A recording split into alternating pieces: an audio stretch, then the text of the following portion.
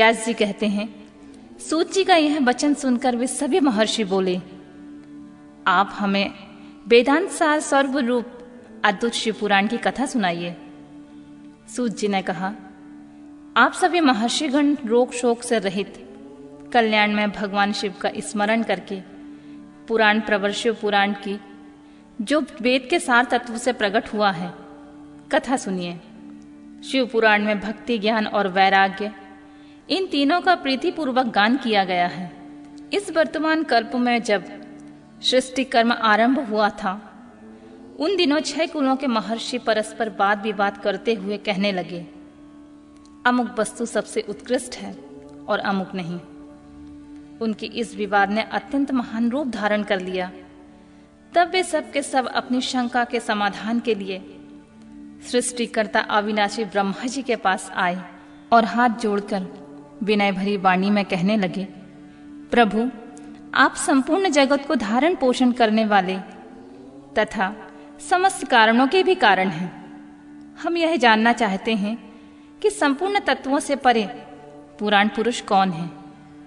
ब्रह्मा जी ने कहा, जहां से मन सहित वाणी उन्हें ना पाकर लौट आती है तथा जिनमें ब्रह्मा, विष्णु, रुद्र और इंद्र आदि से युक्त यह संपूर्ण जगत समस्त भूतों एवं इंद्रियों के साथ पहले प्रकट हुआ था, वे ही देव, महादेव सर्वज्ञ एवं संपूर्ण जगत के स्वामी हैं। ये ही सबसे उत्कृष्ट हैं। भक्ति से ही इनका साक्षात्कार होता है, दूसरे किसी उपाय से इनके दर्शन नहीं होते हैं।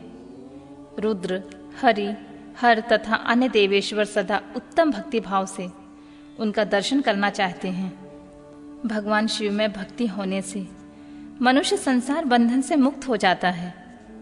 देवताओं की कृपा प्रसाद से उन्हें भक्ति होती है और भक्ति से देवता का कृपा प्रसाद प्राप्त होता है। ठीक उसी तरह जैसे यहाँ अंकुर से बीज और बीज से अंकुर पैदा होता है, इसलिए तुम सब महर्षि भगवान शंकर का कृपा प्रसाद प्राप्त करने के लिए भूतल पर जाकर वहां सहस्त्रों वर्षों तक चालू रहने वाले एक विशाल यज्ञ का आयोजन करो। इन यज्ञपति भगवान शिव की कृपा से वेदोक्त विद्या के सारभूत साध्य साधन का ज्ञान होता है।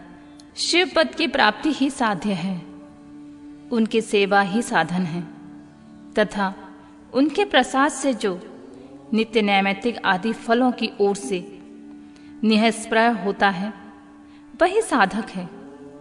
वेदोक्त कर्म के अनुष्ठान करके उनके महान फल को भगवान शिव के चरणों में समर्पित कर देना चाहिए, वही परमेश्वर पद की प्राप्ति होती है। वही सालोक्य आदि के क्रम से प्राप्त होने वाली मुक्ति है। उन पुरुषों को भक्ति के अनुसार उन सबको उत्कृष्ट फल की प्राप्ति होती है। उस भक्ति के साधन अनेक प्रकार के होते हैं, जिनका साक्षात महेश्वर जी ने प्रतिपादन किया है। उनमें से सारभूत साधनों को संक्षिप्त करके मैं बता रहा हूं। कान से भगवान के नाम, गुण और लीलाओं का श्रवण, वाणी द्वारा उनका कीर्तन तथा मन के द्वारा उनका मनन, इन तीनों को महान साधन कहा गया है। तात्पर्य यह है कि महेश्वर का श्रवण, कीर्तन और मनन करना चाहिए। यह श्रुतियों का वाक्य हम सबके लिए प्रमाणभूत है। इसी साधन से संपूर्ण मनोरथों की सिद्धि में लगे हुए आप लोग परम साध्य को प्राप्त हों। लोग प्रत्यक्ष वस्तु को आंख से देखकर उसमें प्रवृत्त होते हैं, परंतु जिन वस्तुओं का कहीं भी प्रत्यक्ष दर्शन नहीं होता है, उसे श्रवणेंद्रियों द्वारा जान सुनकर मनुष्य उसकी प्राप्ति के लिए चेष्टा करता है। अतः पहला साधन श्रवण ही है।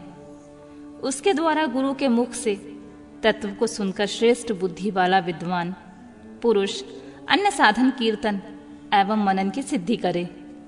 क्रमशः मनन पर्यंत इस साधन की अच्छी तरह से साधना कर लेने पर उसके द्वारा सालोक्य आदि के क्रम से धीरे धीरे भगवान शिव का संयोग प्राप्त होता है।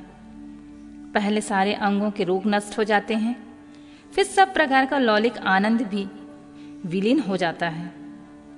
भगवान शंकर की पूजा, उनके नामों के जप तथा उनके गुण, रूप, विलास और नामों का युक्ति परायण चित्त के द्वारा जो निरंतर परिशोधन या चिंतन होता है उसको ही मनन कहते हैं।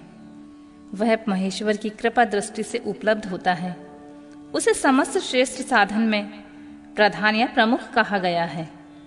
सूत जी कहते हैं, मुनीश्वरों, इस साधन का महत्व बताने के प्रसंग में मैं आप लोगों के लिए एक प्राचीन वृत्तांत का वर्णन करूंगा, सो उसे ध्यान देकर आप लोग सुने। पहले की बात है, पराशर मुनि के पुत्र मेरे गुरु व्यास जी सरस्वती नदी के सुंदर तट पर तपस्या कर रहे थे। एक दिन सूर्य तुल्य तेजस्वी विमान से यात्रा करते हुए भगवान सनत कुमार अकस्मात वहां पहुंचे। उन्होंने मेरे गुरु को वहां देखा। वे ध्यान में मग्न थे। उससे जगने पर उन्होंने ब्रह्मपुत्र सनत कुमार जी को अपने सामने उपस्थित देखा। देखकर वे बड़े वेग से उठे और उनके चरणों में प्रणाम करके मुनि ने उन्हें अर्घ्य दिया और देवताओं के बैठने योग्य आसन भी अर्पित किया। तब प्रसन्न हुए भगवान सनत कुमार विनीत भाव से खड़े हुए व्यास जी से गंभीर वाणी में बोले, मुनि, तुम सत्य वस्तु का चिंतन करो। वह सत्य पदार्थ भगवान शिव ही हैं जो तुम्हारे साक्षात्कार के विषय होंगे। भगवान शंकर का श्रवण, कीर्तन, मनन, ये तीनों महत्व साधन कहे गए हैं। ये तीनों ही वेद संबद्ध हैं। पूर्व काल में दूसरे दूसरे साधनों के संभ्रम में पड़कर घूमता घामता मंदरांचल पर जा पहुंचा। वहां तपस्या करने लगा। तदनंतर महेश्वर शिव की आज्ञा से भगवान नंदिकेश्वर वहां आए। उनकी मुझ पर बड़ी दया थी। वे सबके साक्षी तथा शिवगणों के स्वामी भगवान नंदिकेश्वर मुझे स्नेहपूर्वक मुक्ति का उत्तम साधन बताते हुए बोले, भगवान शंकर का श्रवण, कीर्तन और मनन, ये तीनों साधन वेद संबद्ध हैं और मुक्ति के साक्षात कारण हैं। यह बात स्वयं भगवान शिव ने मुझसे कही है।